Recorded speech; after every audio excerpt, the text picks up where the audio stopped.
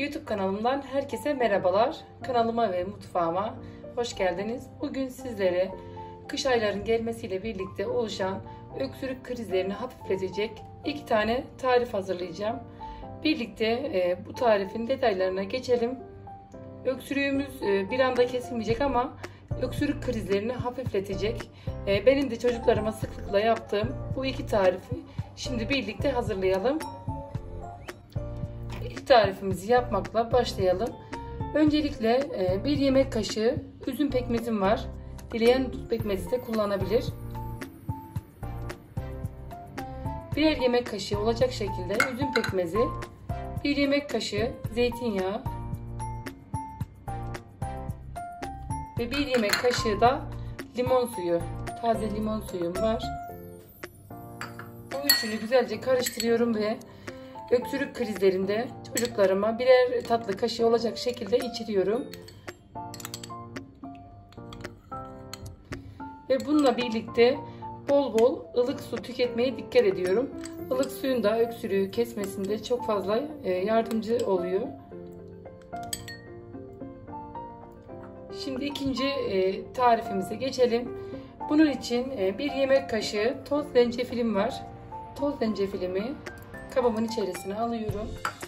Üzerine yine 1 yemek kaşığı balım var, süzme bal. Üzerine ilave ediyorum.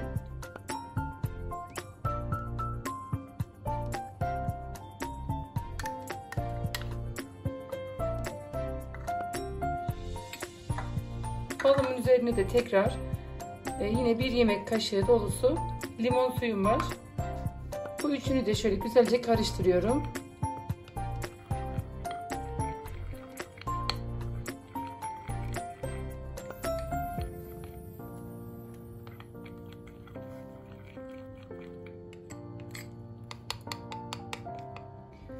Toz zencebilin biraz ağır bir tadı var, acımsı. İçerisine koyduğumuz bal bu acı tadı tatlandırıyor. Çocuklar da güzelce içiyorlar.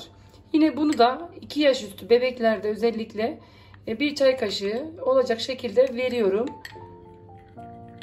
Öksürük krizlerinde böyle düzenli bir şekilde verdiğimde güzel bir rahatlama oluşuyor. Yine bununla birlikte ılık su tüketmeye de dikkat ediyorum.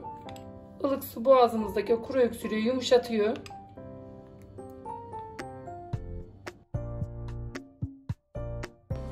Bugün sizlerle birlikte öksürük krizlerimi hafifletecek 2 farklı pratik bitkisel tarif hazırladık. Umarım faydalı bir video olmuştur. Denedikten sonra yorumlarınızı bekliyorum.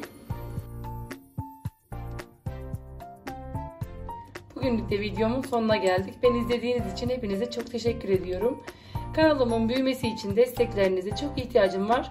Ücretsiz bir şekilde kanalıma abone olup destek olursanız çok sevinirim. Başka bir videomda, başka bir tarifimde görüşmek üzere. Allah'a emanet olun. Hoşça kalın.